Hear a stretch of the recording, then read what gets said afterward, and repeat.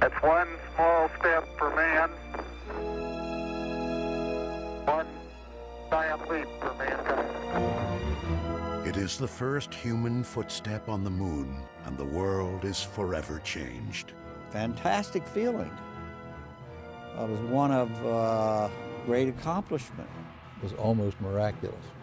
We did it for all the right reasons. We did come in peace for all mankind. On July 20th, 1969, as the lunar dust compresses beneath the boot of astronaut Neil Armstrong, NASA's Apollo project scores a bullseye.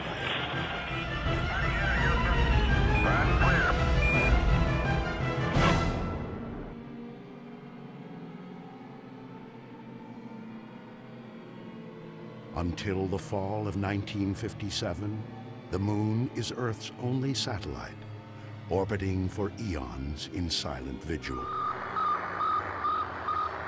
That October, the hush of space and America's sense of security is shattered by Sputnik.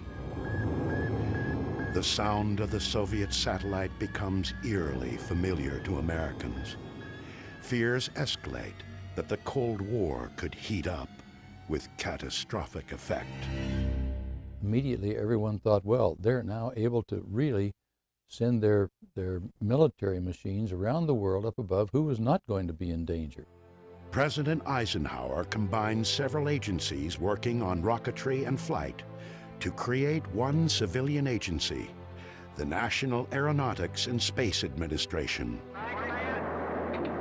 Over the next years, the United States successfully launches satellites with great scientific payback. To prepare for human flight, several animals, including a chimpanzee named Ham, survived the ride to space and back. But once again, these American accomplishments are eclipsed by the Soviet space machine. April 12, 1961, cosmonaut Yuri Gagarin becomes the first human in space. To temper this latest Soviet triumph, the U.S. needs to put its own man in space. That man is astronaut Alan Shepard. 1.2 G. Shepard's flight had tremendous impact. I think it was the leading technological accomplishment of that era and led to the whole future of the exploration to the moon. Unlike Gagarin's 108-minute orbit of Earth, Shepard's suborbital flight, the nation's lone human venture into space, lasts just 15 minutes. Nonetheless, President Kennedy goes before Congress and lays down the gauntlet. I believe that this nation should commit itself to achieving the goal before this decade is out of landing a man on the moon and returning him safely to the Earth. The combination of the Gagarin flight and the Bay of Pigs disaster with Cuba, I think, pushed Kennedy towards something that would be positive and would show that we were ahead of the Soviet Union. President Kennedy's interest in space moves beyond just beating the Soviets. As his passion grows, so does his rhetoric. We choose to go to the moon in this decade and do the other things, not because they are easy, but because they are hard. It will take an all-out effort by thousands of dedicated Americans to design and build the machines and methodologies needed to succeed, one small step at a time. Godspeed, John Glenn. February 20th, 1962. John Glenn circumnavigates the Earth 3 times. The single most important factor was that man could survive and perform as well at 0 gravity as he could at 1 G. 0 G, and I feel fine. By May 1963, the U.S. Mercury program flies 6 manned flights. But the last, Gordon Cooper's 34-hour solo mission, still leaves the moon out of America's reach. The Gemini program is the next step. Its larger capsule carries 2 astronauts. Mercury veteran Gus Grissom flies with John Young aboard Gemini 3, the program's first manned flight. On Gemini 4, Ed White opens the hatch and steps out into the void as America's first spacewalker. I feel like $1 million. I'm gonna pick up. Extravehicular activity, EVA, in NASA speak, is critical to a moon mission. Go. 5, 4, 3, 2, 1. Ignition. Engine start. So too is the ability of 2 spacecraft to meet up or rendezvous in space.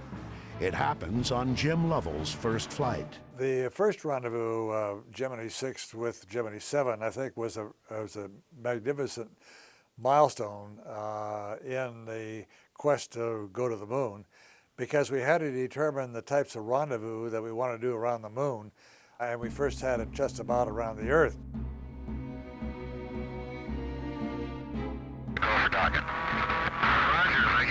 By Gemini's 12th and final mission, rendezvous and docking are well practiced. Gemini 12, Houston, Capcom, 1 minute to LOS. New EVA record, beautiful job. NASA is now ready to shoot for the moon. But there are just 3 years left to meet President Kennedy's goal, and no one really knows how close the highly secretive Soviets are. And of the moon itself, little is known. Could be dust up to 25, 30 feet thick. If you landed on it, you would sink into the moon. If you landed on it and set out some fire from the rockets, exhaust, it would cause this huge inferno on the lunar surface. What were the radiation problems on the moon from the sun? What were the thermal conditions you had to deal with on the lunar surface? Getting answers falls to a series of robotic spacecraft. In mid-1966, Surveyor 1 lands on the lunar surface. The 11,000 photos it sends back help to dispel fear and clear the way for the Apollo moon landing program. 2 short months after the final Gemini flight, astronauts Gus Grissom, Ed White, and Roger Chaffee are posing for photos and spending hours in simulators as they prepare for the first Apollo mission less than a month away. January 27, 1967.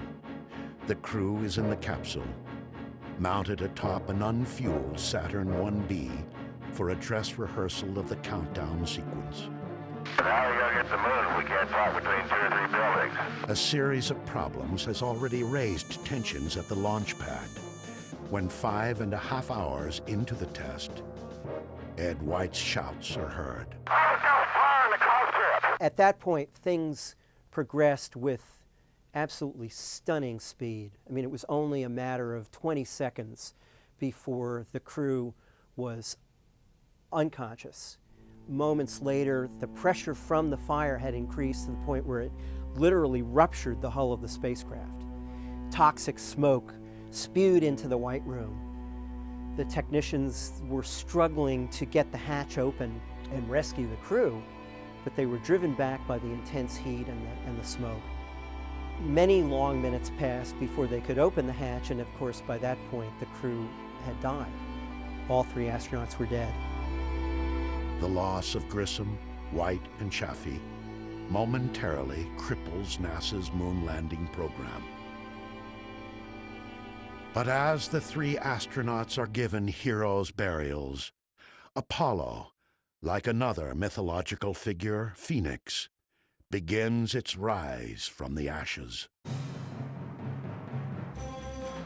Following recommendations of an accident review board, the Apollo Command Module is redesigned and rewired for safety, all under the wary eye of the astronauts who will fly it. 20 months later, from the same pad Apollo 1 had occupied, Apollo 7 roars off for an 11-day shakedown in Earth orbit. We inherited the first manned Apollo mission, which turned out to be Apollo 7. But as with many things with NASA, what was a disaster with Apollo 1 turned out to be a real triumph with Apollo 7 because the spacecraft itself was a marvelous flying machine. It's also the first time live television shows Earth-bound humans what it's like to be in space. It says from that lovely Apollo something. You guys should write. Apollo room. High atop everything. High atop everything. Apollo 7's success restores some swagger to America's space program.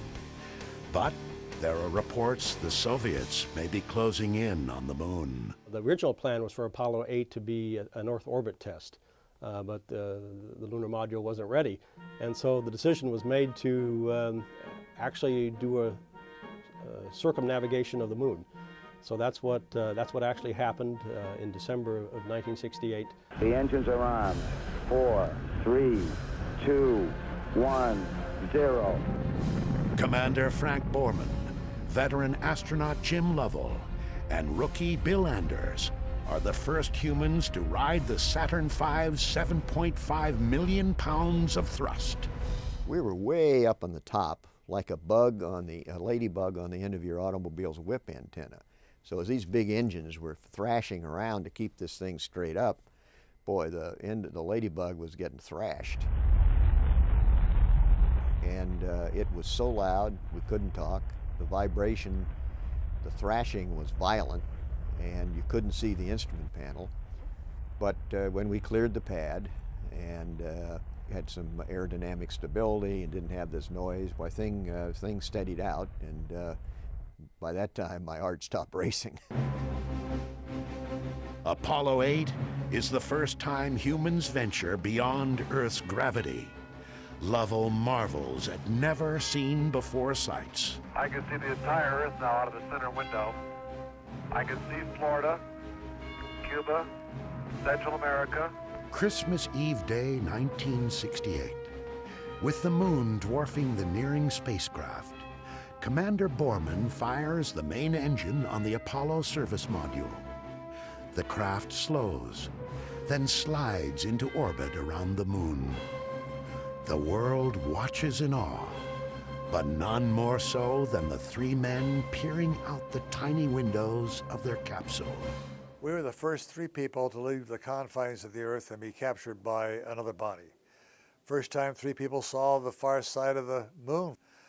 First time that we had gone so far, and the first time that we saw the Earth from 240,000 miles away. So in that respect, I kind of thought that Apollo 8 was really a milestone and a high point of my career. The vast loneliness up here on the moon is awe-inspiring, and it makes you realize just what you have back there on Earth.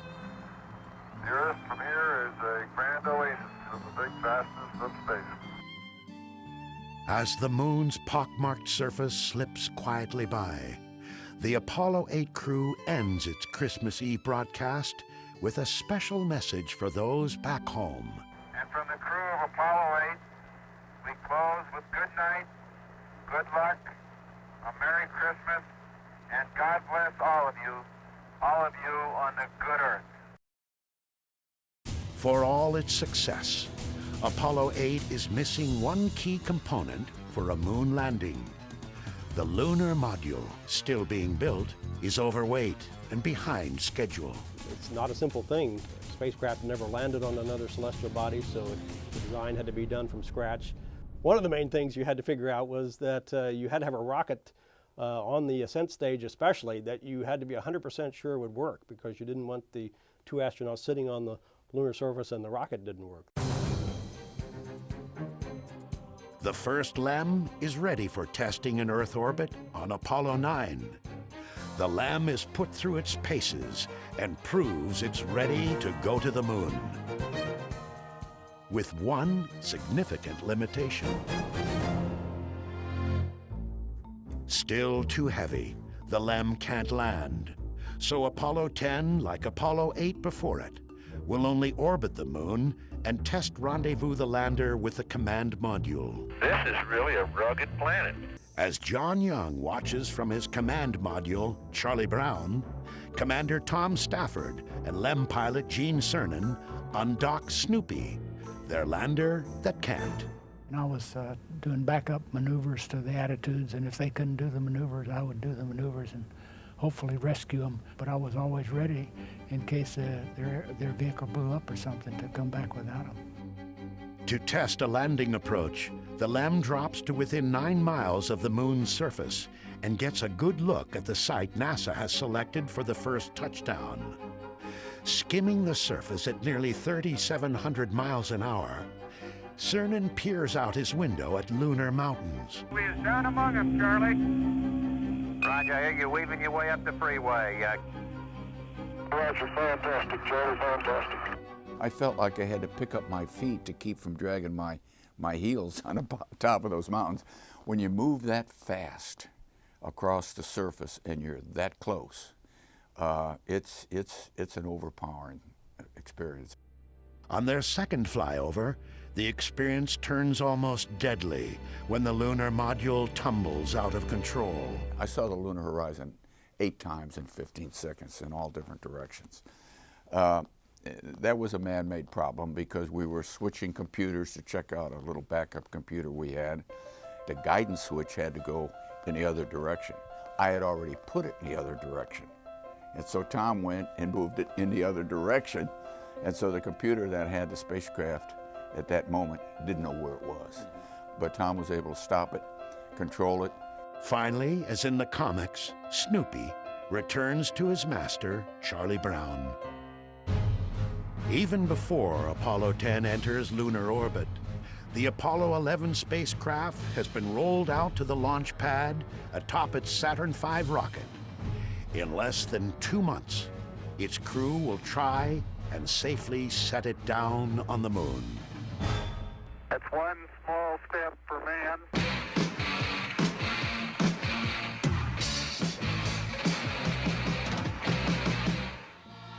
I was in the student houses at Caltech, and we were watching the TV and all the excitement about, landing on another celestial object. And I had no idea that one day I'll become the director of JPL.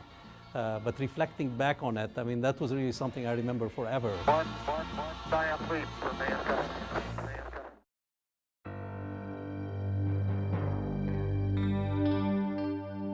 They've all been to space before. Commander Neil Armstrong on Gemini 8, Command Module Pilot Michael Collins on Gemini 10, Lunar Module Pilot Buzz Aldrin set an EVA record on the final Gemini flight. The morning of July 16, 1969, spectators line the beaches around the Kennedy Space Center. America will attempt to end the space race. Moon fever is rampant. And there was just great excitement, and you could hear lots of people saying, gosh, this is almost, I can't believe that somebody's going to go to the moon. T-minus 15 seconds. Guidance is internal. 12, 11, 10, 9. Ignition sequence start. 6, 5. At 9:32 a.m., the Saturn V's giant engines roar to life. At the viewing stand 3 miles away, spectators feel the thunderous drumbeat of unearthly power pounding their chests as the heat of the rocket's exhaust washes over them. When that rumble came across the ground, it was like somebody was putting their hands on your chest and pressing. I almost couldn't breathe. It was so unbelievable that the United States was going to send 2 men to walk on the surface of the moon. It was almost unthinkable. For 3 days, the crew of Apollo 11 cruises towards the moon, then drops its spacecraft into lunar orbit. I just thought there were so many unknowns that I would have given us about a 50-50 chance of being the first flight to land and return someone safely.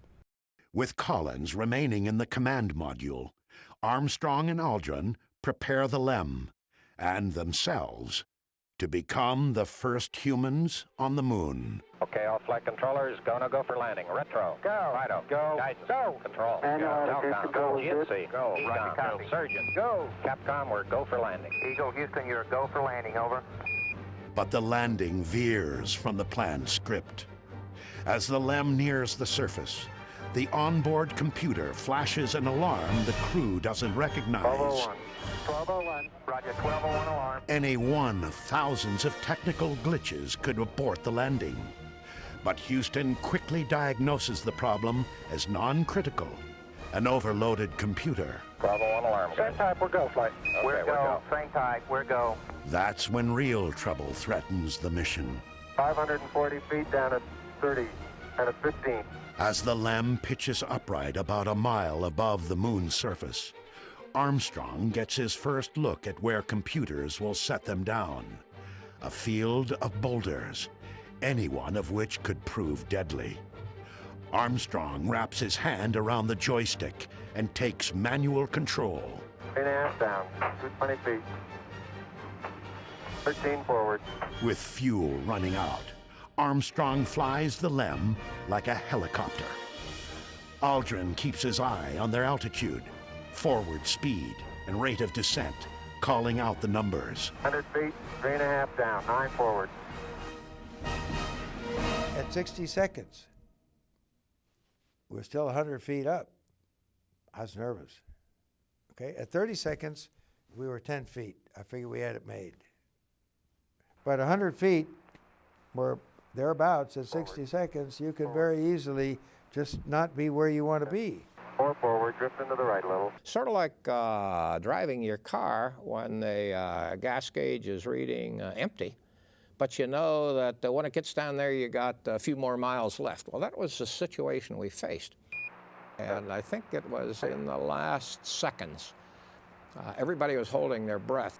It was pretty dicey. Contact light. Okay, engine stop. APA at a descent. Mode control, both auto, descent, engine command override off. Engine arm off. 413 is in. We've had shutdown. We copy you down, Eagle. Okay, everybody, T1. Stand by for T1. Tranquility Base here. The Eagle has landed. Man on the moon. Ooh. Oh, boy. Thank you. You're looking good here. Boy. Okay, we're going to be busy for a minute. Like people around the world, of every persuasion and from every walk of life, mission controllers in Houston are overwhelmed. Okay, keep the chatter down in this room. Now, in the control room, we had work to do because we had to very rapidly look at the spacecraft systems and give the crew a stay-no-stay decision that everything was safe to remain in the moon, and we had to accomplish that within the first 2 minutes. Okay, T1, stay, no stay. Retro. Stay. Fido. Stay. Guidance. Stay. Control. Stay. Telcom. Stay. GNC. Stay. Ecom. Stay. Surgeon. Stay. Capcom, we're stay for T1. So basically, we had to keep our emotions in check and keep the chatter down for the first 2 hours after landing while everybody in the entire world was celebrating. And we're getting a picture on the TV. You got a good picture, huh? It's distorted, flickering, and at first, upside down. But a small black and white television camera mounted outside the LEM gives the world its first live glimpse of an alien landscape. No one is more interested in seeing that first picture than the man responsible for bringing it to everyone's TV. This whole mission was now about television, in my mind. There were hundreds of millions of people watching, waiting to see the first step on the moon and people on the moon, see a spacecraft on the moon, anything. And if it doesn't work, then probably people actually will know my name years from now as the guy who didn't bring you television from the moon. Okay, Neil, we can see you coming down the ladder now. The world just marveled at this right along with us, and we more or less made the whole world our partners in this thing by inviting people to be there during the launches. And I think that's one of the best things we ever did in the space program. One of the best decisions ever made with regard to the space program was to share that with the world. Okay, I just checked getting back up to that first step. It's that isn't collapsed too far, but it's adequate to get back up. More than 500 million people around the globe watch as Armstrong first makes sure he can get back into the LEM, then gives the first eyewitness account from the lunar surface. The surface appears to be very, very fine-grained as you get close to it. It's almost like a powder. 6.5 hours after landing on the Sea of Tranquility, Neil Armstrong steps off the footpad of the lunar lander and ends the race to the moon. That's one small step for man, one giant leap for mankind. For 2 hours and 31 minutes, Armstrong and Aldrin share their observations. The surface is fine and powdery. I can pick it up loosely with my toe. There seems to be no difficulty in moving around as we suspected. It has a stark beauty all its own. It's like much of the high desert of the United States. It's different, but it's very pretty out here. Beautiful view. Isn't that something? Magnificent sight out here. Magnificent desolation. Aldrin says magnificent, but thinks otherwise. What a desolate place we just landed on. Absolutely no life, no color, really, until you get down and look at the minerals in the rocks, because everything's covered with this little dust. They are the only two beings here, but Armstrong and Aldrin have come for all humanity. Here men from the planet Earth first set foot upon the moon, July 1969 AD. We came in peace for all mankind. The primary and secondary struts are in good shape. With future moon landings dependent upon its integrity, the LEM is examined closely. Antennas are all in place. There's no evidence of problem underneath the LEM due to either the engine exhaust or drainage of any kind. What little science this mission has time for is conducted with a seismometer. A core sampling is taken. I hope you're watching how hard I have to hit this into the ground to the tune of about 5 inches, Houston. No trip is complete without souvenirs. Commander Armstrong tallies up their take of moon rocks for study back on Earth. And we got about, I'd say 20 pounds of carefully selected, if not documented, samples. Houston, roger, well done, out. As Armstrong and Aldrin study the moon, controllers in Houston watch closely over them. Their life-sustaining suits have limited supplies of oxygen and power, and they're reaching their safety margins. Buzz, this is Houston. It's about time for you to start your EVA closeout activities. Roger. 19 minutes later, the first moonwalk is over. Okay, the hatch is closed and latched. As the ascent stage of the Eagle takes flight and Tranquility Base recedes beneath it, the magnitude of the accomplishment begins to sink in for Chris Kraft. In terms of technology, in terms of advancement of the state of the art in science and technology, it was probably the most productive 10 years in the history of man. And when you reflect back on it, it probably was even greater than I could comprehend today. With a scant 5 months to spare, NASA has met President Kennedy's goal. America has gained preeminence in human spaceflight. Yet it's only the beginning. Lunar exploration and science are Apollo's new mission, and the program will land 10 more men on the moon to fulfill it. That's one small step for man.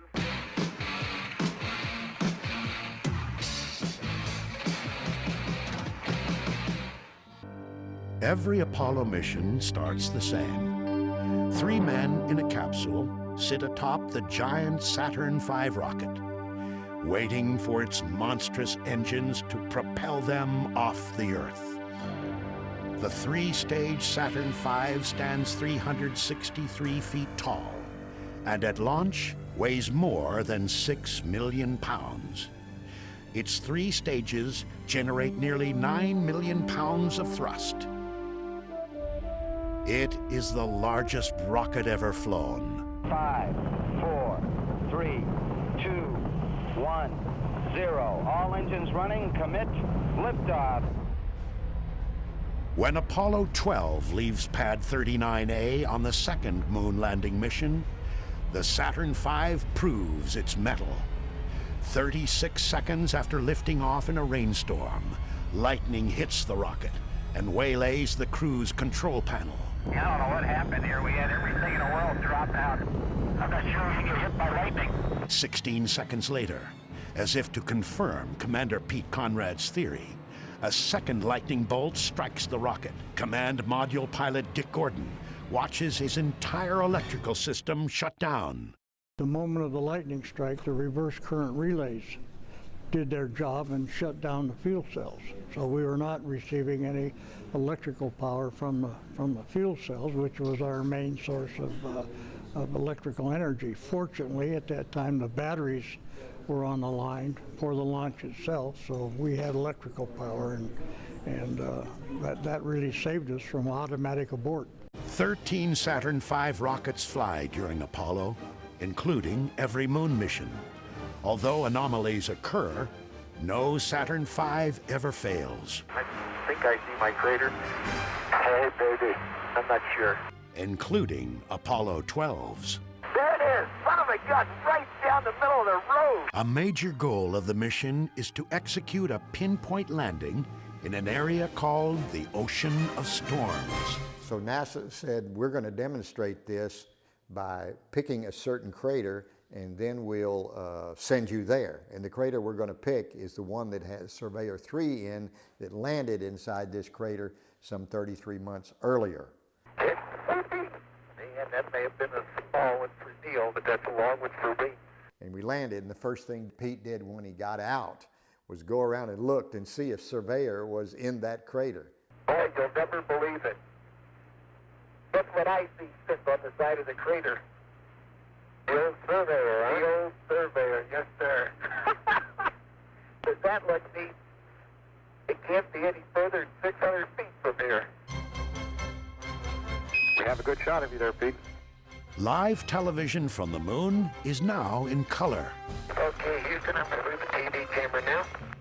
But the achievement is short-lived when Alan Bean accidentally points the camera at the sun and burns out its video tube. Pete and I didn't know that, and so when it burns out, we're standing around not knowing why.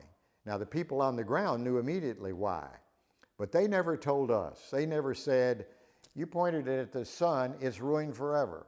Al, we have a pretty bright image on that TV. Could you either move it or stop it down? That's as far as it goes, Houston. How does that look to you? No, it still is the same, Al. Big disappointment to all of us and everyone on Earth. Someone told me one day, they said, there's one thing good about it that came out of it.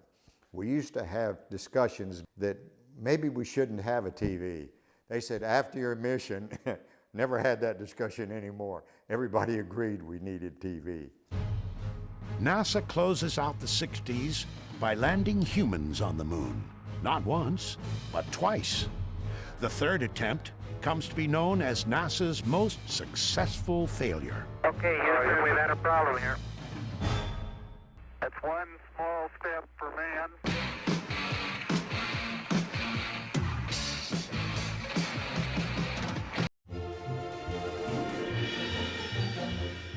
Apollo 13, The third planned moon landing. Commander Jim Lovell's second trip to the moon. This time, he'll not only orbit the lunar surface, but also leave his footprints in its powdery dust. Houston, we've had a problem. But instead of describing a lunar landscape, Lovell finds himself halfway to the moon, talking with Mission Control about his dying command module. Main B bus undervolt. Roger, main B undervolt. Stand by 13, we're looking at it. Electrical power is disrupted, and readings in the capsule and at Mission Control don't jibe. Then Lovell sees something out his window. It looks to me, looking out the hatch, that we are venting something. We are venting something out into space. The explosion of an oxygen tank in the service module has damaged several key systems. The astronauts must scour 24 instruments, 40 alarm indicators, 71 lights, and 566 switches to regain control of their spacecraft. With the loss of oxygen, because we used oxygen to produce electricity, all of our electrical power would quit. And when that happened, because we controlled our engine by means of electrical power, we'd lose the entire propulsion system. And so, you know, essentially it took a while for all that to sink in, that it dawned on me that we were in very serious trouble. The crew of Apollo 13 never gets the chance to land on the moon. They can only slingshot around it and, with their lunar module Aquarius as their lifeboat, hope to make their way safely back to Earth. We had to invent ways to navigate. We had to find ways to stretch the electrical power. Our crew was suffocating. We had to find ways to remove the carbon dioxide so the crew wouldn't suffer from CO2 poisoning. We never had discussed the possibility of not surviving or getting back to the Earth. It was probably in all of our minds, but we were working hard to figure out what we had to work with and what we had to do to get back. The command module, shut down and unheated for 3 days, would now have to be restarted. Condensation is everywhere. The whole instrument panel was covered with water, and of course I knew that there was water probably behind the panel on all the wiring harnesses, and so we worried about electric shorts. We were virtually going down rows and pushing in circuit breakers. We figured the best we could do is we started down the row and started smelling. You can smell an electric short. We'd back up and pull some out and hope we could quickly isolate which was the culprit. But there are no shorts, due perhaps to the capsule redesign after the Apollo 1 fire. Sealing the electrical connections also means they're now waterproof for landing. Let's get it. Farewell, Aquarius. We thank you. After its harrowing 6-day ordeal, Apollo 13 safely splashes down in the Pacific. The moon landing mission may have failed, but Flight Director Gene Kranz remembers it as the space team's finest hour. NASA, contractor, people out in subcontractors, in the test facilities, and individual. It was really, really amazing to be at the point of the spear and watch this team perform basically against all odds and to come up with solutions that we had never trained or thought about before. While just getting to the moon can prove difficult, landing on its dusty, boulder-strewn, cratered surface is even more problematic. A lunar lander must maneuver like a helicopter, with its rotors replaced by rocket engines. Training with the LEM in Earth's atmosphere is impossible, so the Lunar Lander Research Vehicle is used. The Apollo astronauts call it the flying bedstead. To simulate the 1/6 gravity of the moon, the LLRV's central jet engine supports most of the vehicle's weight. But flying the LLRV is dangerous. On the afternoon of May 6, 1968, the craft nearly kills Neil Armstrong. Astronaut Bill Anders had flown the same vehicle just hours earlier. The thing flamed out The attitude control system ran out of fuel, and so Neil was flopping around there and just managed to get out of it. Well, he was very lucky because this thing was just on its main engine with no attitude control, and it was getting close to the ground, and it just kind of rolled out, and Neil looked like he came out of the fireball. And it did look like he went back into the fireball when with his parachute, but he landed just beyond it. 4 of these earthbound trainers are used. 3 will crash, but the actual lunar modules land safely every time. There's good stuff. Okay. Down, looking great. 60 seconds. 40 feet. 3 feet per second. America's first astronaut, Alan Shepard, returns to spaceflight 10 years later to command Apollo 14's LEM and Terry's to a skillful set-down. We're on the surface. Okay, we made a good landing. Apollo 14 is on the moon almost 34 hours. About a third of that time is spent moonwalking in the lunar highlands. Certainly the Fra Mauro area where we landed was an interesting place, and with far more relief up and down of the terrain than the earlier flights, which also made the navigation a little more difficult. Particularly, it was kind of like wandering around in the sand dunes, and one sand dune looks about like the other. So finding our landmarks that the geologists wanted us to find as we did our traverse on foot to Cone Crater was difficult. I'm going to try a little sand trap shot here. But Shepard manages a few seconds to become not only America's first man in space, but also its first golfer. Miles and miles and miles. 2 miles is all the Apollo 14 astronauts are able to walk during their 2 EVAs. But the next mission will have wheels. This is really a rock and roll ride, isn't it? That's one small step for man.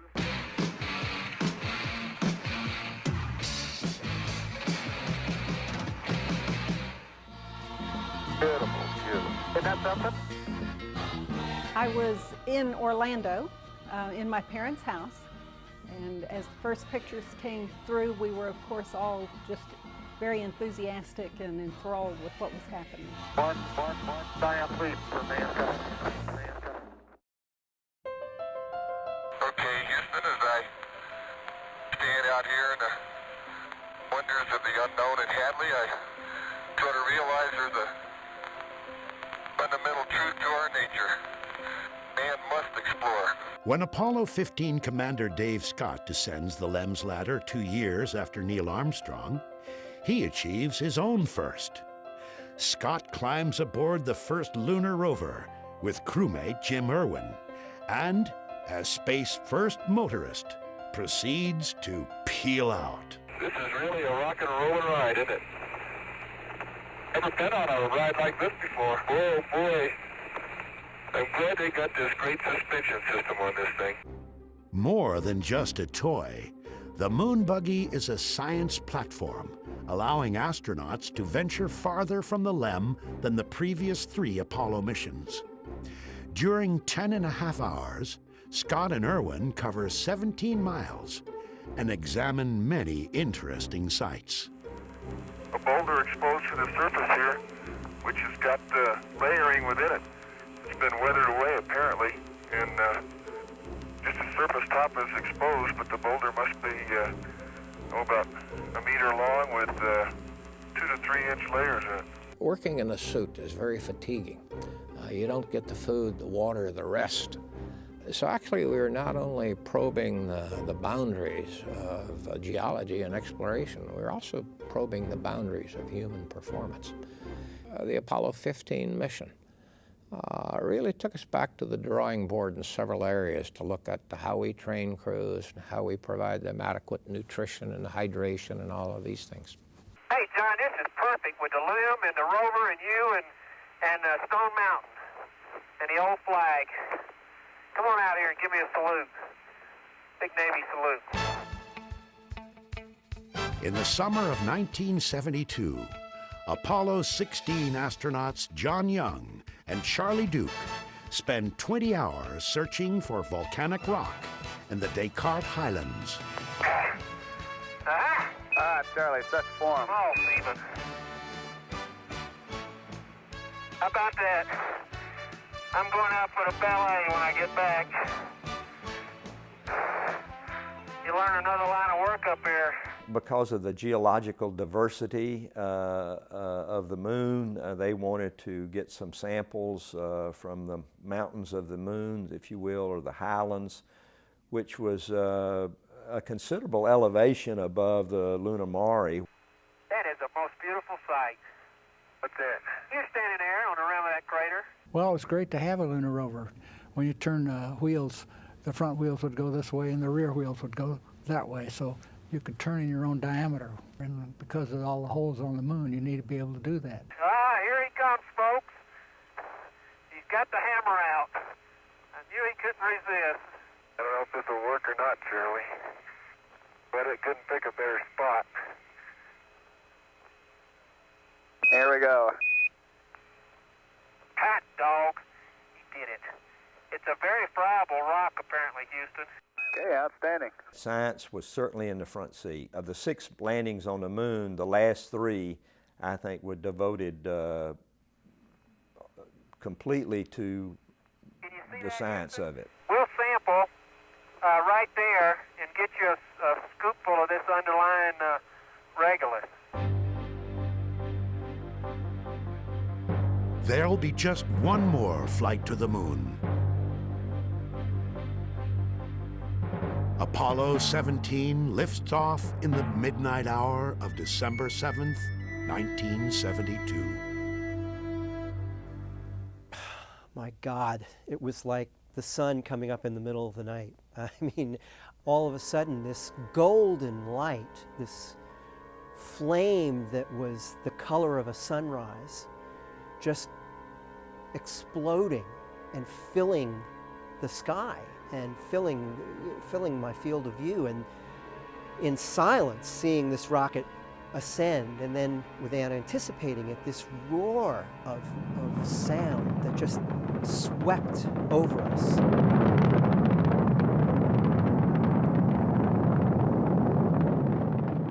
It was absolutely spectacular.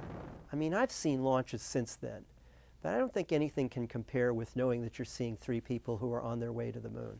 Okay, stand by for pitch over. Oh, are we coming in? Oh, baby. And there it is, Houston. There's Camelot. Right on target. I see it.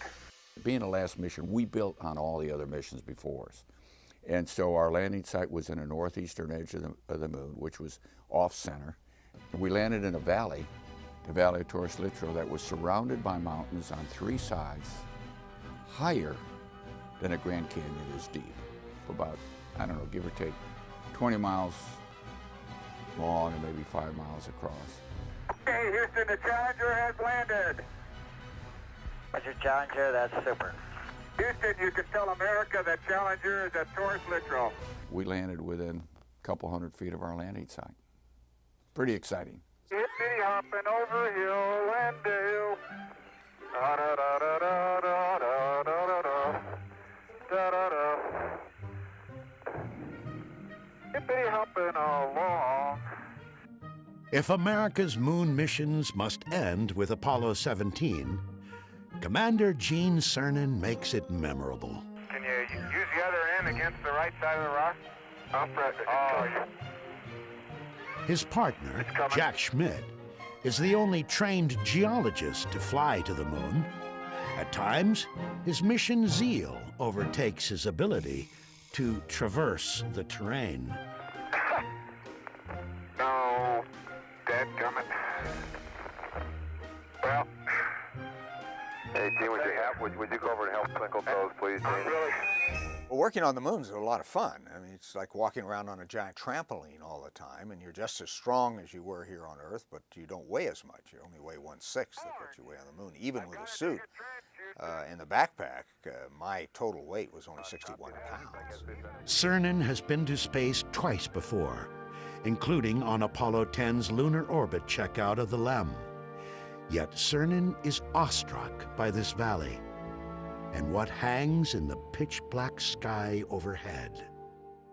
You have to pinch yourself when you're on the moon. Am I really here at this point in time in space? And the answer is yes, but it's almost like you're in the middle of some science fiction plot. Because back there is the Earth, the multicolored blues of the oceans and the whites of the snow and the cloud you see from pole to pole, across oceans. Every 12 hours you look at the other side of the world. It truly is an ongoing, overpowering experience. Meanwhile, Schmidt finds unexpected color in the gray moonscape. There is orange soil. Well, don't move it till I see it. It's all over. Orange. Don't move it till I see it. I've stirred it up with my feet. Hey, it is. I can see it from here. It's orange. Once it was back in the laboratory, everyone realized it was volcanic material that had been erupted in the valley and somehow protected for 3.5 billion years without getting mixed up with everything else. And it has become a very, very important sample, an increasingly important sample in trying to decipher what the actual origin of the moon might be. The next day, Cernan ends Apollo 17's 75-hour sortie as the last man on the moon. This valley of history has seen mankind complete its first evolutionary steps into the universe, leaving the planet Earth and going forward into the universe. I think no more significant contribution has Apollo made to history. It's not often that you can foretell history, but I think we can in this case. When I left the moon and made those final steps, looked back down, and at my last footstep on the moon, I'm not coming this way again. I wanted to stop the clock. I wanted to push the freeze button. I needed time to try and understand where I've been and what I've done, what the last 75 hours have meant to me, have meant to you. Was the risk worth what I have just, whatever it was I've just done and wherever I've been? I couldn't stop the clock and look back at the Earth and came to the conclusion, you know, I don't know what it all means yet, but I've been lucky. On December 14th, 1972, human exploration of the moon is ceased. 2, 1, ignition. Right away, Houston. What I felt was a sense of disappointment at a great adventure that was ending before its time. And also the sense of a grand human adventure that had ended too soon. We had just begun to scratch the surface of what the moon could tell us. And we go there and we can actually turn the pages in the earliest history of the solar system, which is recorded on the moon like no other place in the solar system. Apollo really was a blip in human history in a number of ways, but it was an anomaly that I think the country will never forget, the world will never forget. I think it was worth it, not only for in the geopolitical context, which is what drove the whole thing, but also from the exploration context. I am not the last man to have walked on the moon. Maybe the last man of Apollo, maybe the last man of the 20th century, but not the last person, not the last man or possibly the last woman to have walked on the moon. Today, the moon is again coming within our grasp. And again, 40 years later, Apollo will help us reach it. A new generation of moon machines is being built and tested. Many of the new designs are directly descended from Apollo hardware, including the lunar lander. Engineers are eager to hear from the man who flew the first one to land. And I don't know exactly where this CG is and so on, but sometimes the amount of motion that you get at the cockpit is different than the amount that the footpads are seeing by a substantial margin. And you have to get a sense of that to know how careful you have to be up on top to make sure the bottom is doing the right thing.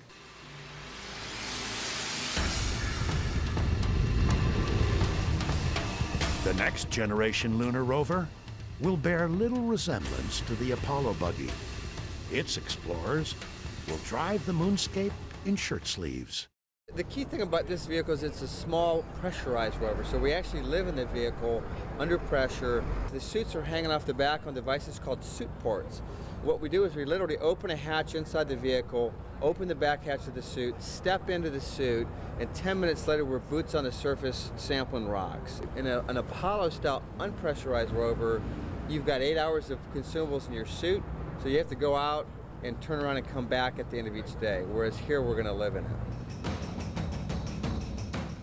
The next astronauts to make footprints in the lunar dust will stay longer, explore farther, and learn more than ever hoped for on July 20th, 1969, when Apollo 11 changed the world forever. It's something that I always hoped would happen in my lifetime, and to see it happening now, to potentially be a part of it, and whether it's my foot on the moon or one of my classmates or somebody from my generation is going to do it, and I think it's great.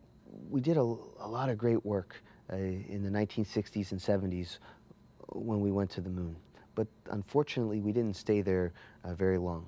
Now, with their experience, especially under the belt of what we got from the International Space Station and the capability that the Crew Exploration Vehicle gives us, we can actually really explore the moon. It's a whole new planet, a whole new world to go explore. And we've only been to 6 little small spots on it. Now we can go more places. We have a chance to stay there longer. The human endeavor which people put forth to get us to the moon is the human endeavor we once again need. The spirit of Apollo, the legacy of Apollo, is that human endeavor to do what has never been done before, to reach further than we've ever reached before. To be willing to try, to not be deterred by failure. That's what Apollo was all about. And as the centuries unfold, we'll go many, many places, but this is the first, and this needs to be remembered as one of the wonderful things of the 20th century. It is a great adventure